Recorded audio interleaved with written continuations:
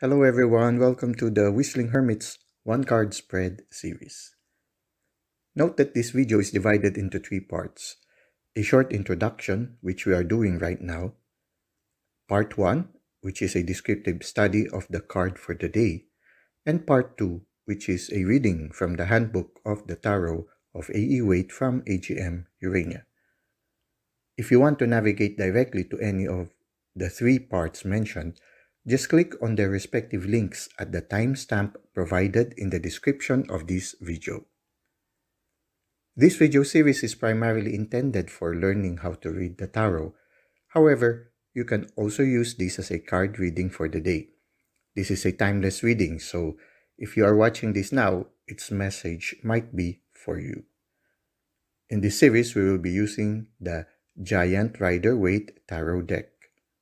We will also be using the Handbook of the Tarot of A.E. Waite from AGM Urania. The first part of the video will be a descriptive study of a specific card in the tarot.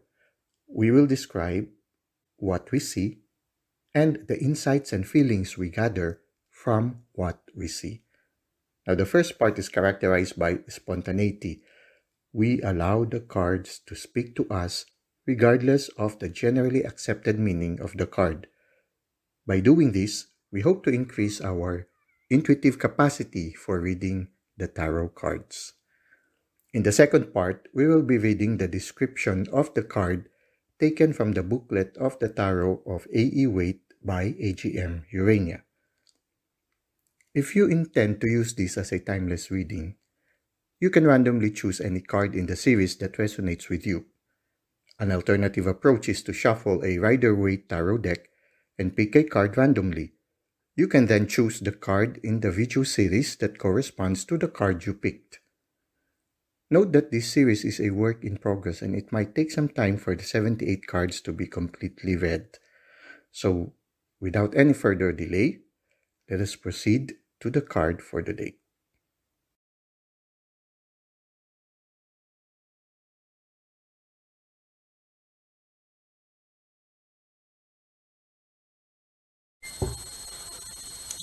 Welcome everyone to part 1 of our one card spread series, and our card for today is the Major Arcana card number 9, which is the Hermit. And we recall that the previous card is the card number 8, which is the Strength. And when you look at it here in the Strength, we described earlier that this lady is in touch with her inner self and at the same time is in touch with the divine. Now here in the Hermit, we can see that this being in touch with your inner self and with the divine has somehow became already a way of life. And maybe this is the invitation for us, no? Those of us who are right now watching this card, maybe you are already in the process of entering this making part of your life this inward contact with our inner self and with the divine. Maybe there is an invitation for us to adopt this as part of our way of life.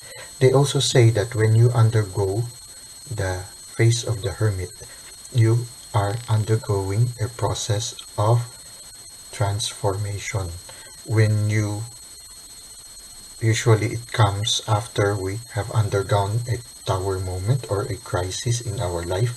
Sometimes it triggers us to look inwards and to spend some time on ourselves, getting in touch with our inner self. There are a lot of wonderful things that happen when we get in touch with our inner selves. When we make getting in touch with our inner selves as a part already, or a part of our life, or it becomes a spirituality already, or a way of life. The beauty with it is that we are able to see what is really essential in life.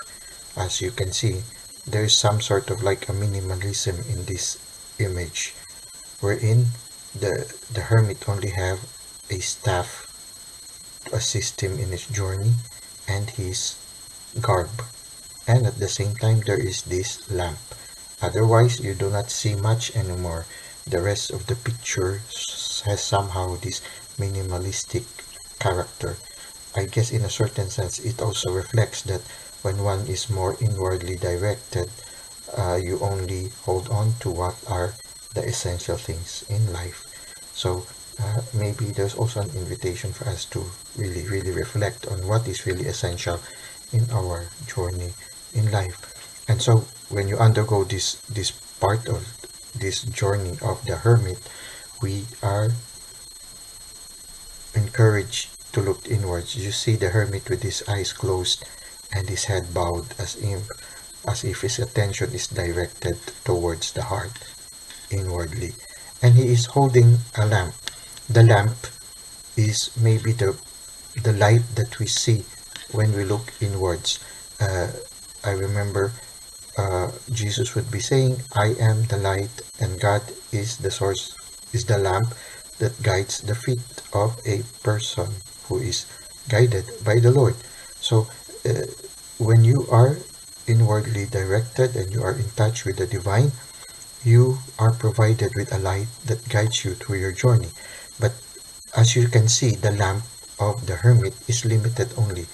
It just shows you enough light, it just provides enough light so that you can be able to make the few steps ahead of you. And the rest is still a mystery, as if walking in a darkness. But there is already a light that guides us, and we walk through life one step at a time. At the same time, you can see that the hermit is walking as if on snow, and he doesn't seem to mind the snow on his feet.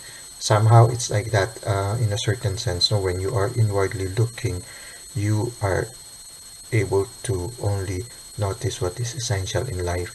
The little discomforts, you are able to make it through with courage and with determination, and you are less bothered by the little challenges in life. And at the same time, you see that this hermit has beard.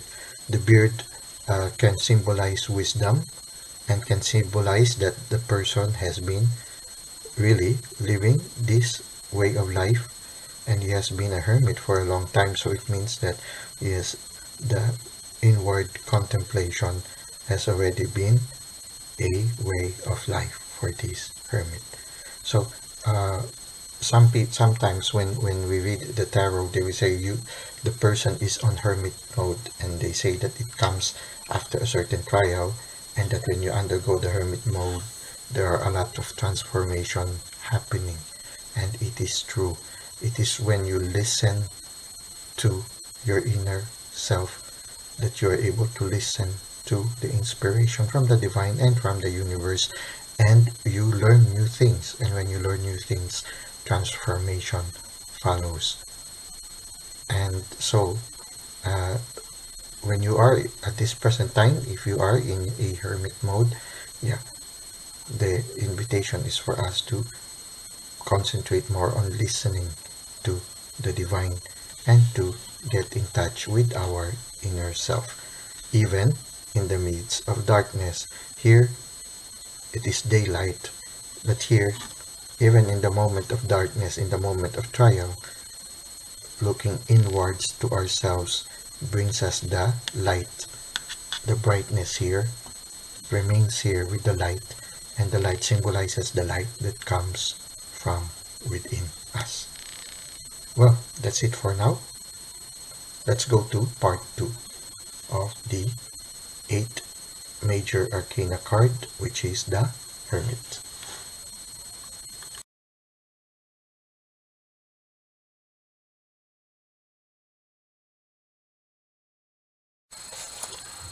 Welcome to part 2 of our 1-card spread series, and our card for today is the Major Arcana card number 9, the Hermit. Let us now read from the booklet of the Tarot of Rider Waite from AGM Urania. The Hermit. To everything there is a season. The Tarot teaches us that there is a time to charge ahead and a time to hold back. a time to be with others, and a time to be alone. If we hope to move forward and to conquer, like the Chariot or the Knight of Swords, then we may not welcome this lonely figure on his mountain top. The Fool steps joyously off his cliff, unconcerned with what will happen. The Hermit makes no move, only holds up his light. And if we hope for love and a deep relationship, then here too the Hermit will disappoint us. But the lonely Hermit may be just what we need, until the times change and the tarot tells us to act or get involved with others.